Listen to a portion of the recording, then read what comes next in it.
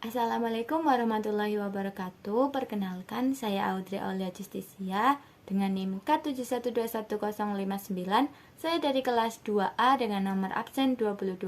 Di sini kita akan belajar bersama tentang pengertian hak dan kewajiban warga negara. Yuk langsung saja kita ke materinya. Sekarang kita masuk ke materi, yaitu pengertian hak dan kewajiban warga negara yang merupakan salah satu subbab dalam materi hubungan negara dan warga negara pada mata kuliah pendidikan kewarganegaraan di semester 2. Persoalan yang paling mendasar antara negara dan warga negara adalah masalah hak dan kewajiban. Negara, demikian pula warga negara, sama-sama memiliki hak dan kewajibannya masing-masing. Sesungguhnya dua hal ini saling terkait, karena berbicara hak negara itu berarti berbicara tentang kewajiban warga negara juga. Demikian pula sebaliknya, berbicara kewajiban negara adalah berbicara tentang hak warga negara. Yang pertama, kita akan belajar tentang pengertian hak. Yang akan kita pelajari ada 3 pengertian hak, yaitu pengertian hak secara umum, pengertian hak menurut KBBI, dan pengertian hak menurut ahli. Yang pertama adalah pengertian hak secara umum. Pengertian hak secara umum adalah segala sesuatu yang harus didapatkan oleh setiap orang yang telah ada sejak lahir. Namun, definisi tersebut kurang tepat, sebab akan muncul pertanyaan penting.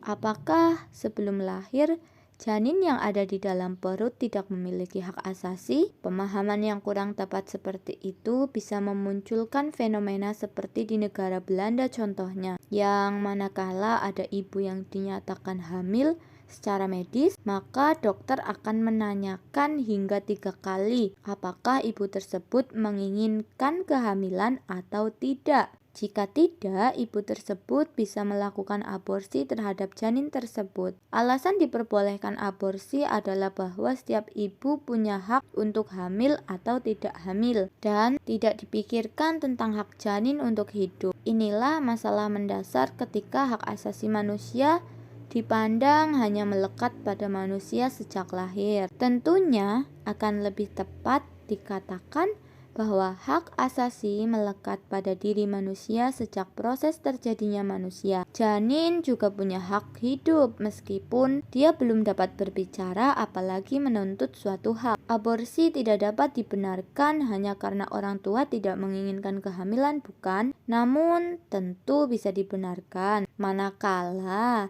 ada alasan-alasan khusus, misal secara medis kehamilan tersebut membahayakan nyawa sang ibu. Oleh karena itu, tepat kiranya mengacu pada pengertian hak asasi manusia sebagaimana tercantum dalam Undang-Undang Republik Indonesia Nomor 39 Tahun 1999 Pasal 1 yang menyebutkan bahwa hak asasi manusia adalah seperangkat hak yang melekat pada hakikat dan keberadaan manusia sebagai makhluk Tuhan yang Maha Esa dan merupakan anugerahnya yang wajib dihormati, dijunjung tinggi, dan dilindungi oleh negara, hukum, dan pemerintahan, dan setiap orang demi kehormatan serta perlindungan harkat dan martabat manusia. Kemudian yang berikutnya ada pengertian menurut Kamus Besar Bahasa Indonesia. Dalam Kamus Besar Bahasa Indonesia atau KBBI,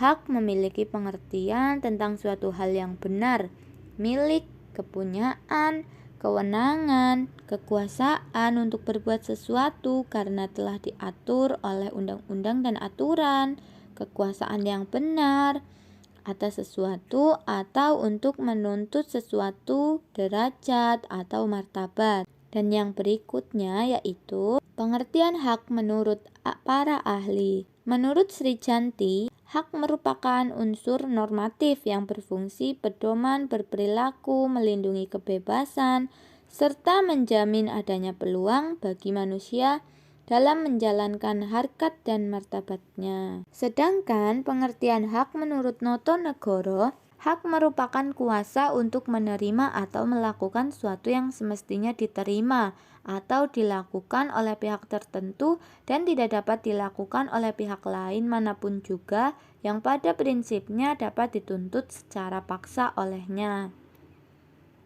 Berdasarkan kutipan pendapat para ahli, dapat kita simpulkan bahwa hak adalah suatu hal yang dimiliki oleh manusia untuk menjaga kesejahteraannya dan menerima atau melakukan suatu hal yang semestinya untuk dirinya sendiri. Yang berikutnya kita akan belajar tentang pengertian kewajiban. Pertama, pengertian kewajiban secara umum. Pengertian secara umum dan kewajiban adalah segala sesuatu yang dianggap sebagai suatu keharusan untuk dilaksanakan oleh individu sebagai anggota warga negara guna mendapatkan hak yang pantas untuk didapat.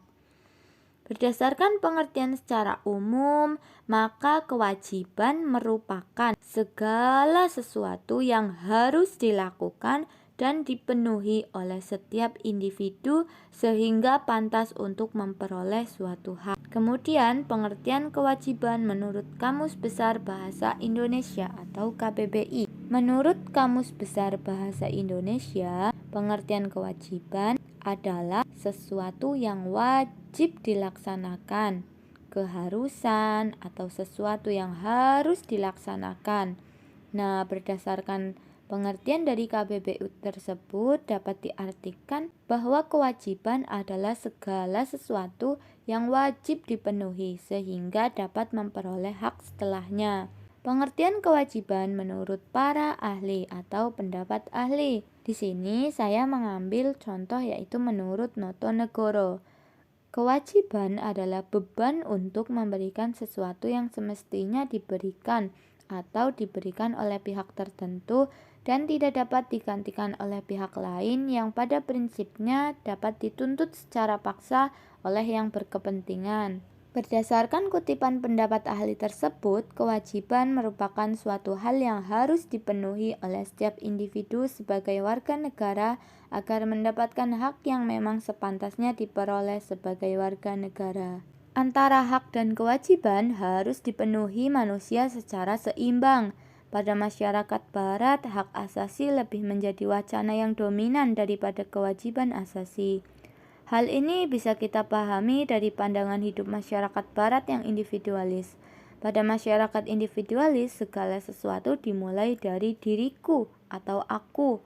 Meskipun mereka tidak melupakan hak orang lain, karena pada masyarakat yang individualismenya sudah matang, justru kesadaran akan hakku didasari pula oleh pemahaman bahwa setiap orang juga ingin dihargai haknya. Sehingga yang terjadi masing-masing individu saling menghargai individu yang lain. Berangkat dari hakku inilah kemudian lahir kewajiban-kewajiban agar hak-hak individu tersebut dapat terpenuhi. Berbeda dengan masyarakat Indonesia yang dikenal sebagai masyarakat timur.